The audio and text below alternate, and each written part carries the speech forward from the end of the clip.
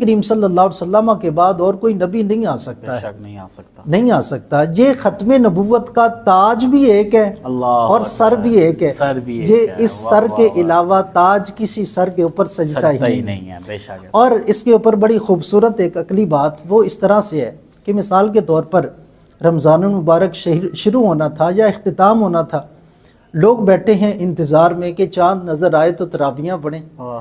اب یہ ہوا کہ ایک شخص آیا، آ کے کہنے لگا کہ جناب چاند نظر آ گیا۔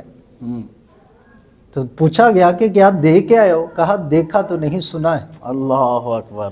اتنی دیر میں دوسرا آیا کہنے لگا جی چاند نظر آ گیا، تراویحاں پڑھائیں۔ کہا جی دیکھا ہے چاند؟ کہا دیکھا تو نہیں، سنا ہے۔ اتنی دیر میں بیٹھے تھے انتظار میں کہ ایک اور آیا، کہا جی چاند نظر آ گیا ہے، اعلان کر دیں آج تراویحاں ہوگی۔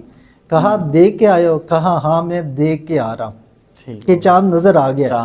اتنی دیر میں ایک دوڑتا ہوا اور آیا، کہنے لگا کہ جی چاند نظر آ گیا۔ کہا دیکھا ہے؟ کہا دیکھا نہیں، سنا ہے۔ کہا اب دیکھنے والا آ گیا، اب سننے والے کی حاجت نہیں رہی۔ اللہ تعالیٰ نے کائنات کی بزم سجائی، 1,24,000 کم و بیش انبیاء بھیجے، انہوں نے اعلان کیا اللہ ایک ہے۔ کہا دیکھا ہے؟ کہا دیکھا تو نہیں، سنا ہے وہ ایک ہے۔ آتے گئے یہاں تک کہ میرے اور آپ کے نبی کی باری آئی۔ جب پوچھا گیا کہ جی آپ نے خدا کو دیکھا ہے؟ ہاں میں سر کی آنکھوں سے دیکھ کے آ رہا ہوں کہ وہ ایک ہے۔ اب ان کے بعد اگر کوئی قادیان سے اٹھ کے آ کر کہے کہ میں بھی نبی ہوں تو کہا جائے گا بھائی تیری ضرورت نہیں ہے، اب دیکھنے والا آ گیا ہے، اب سننے والے کی حاجت نہیں ہے۔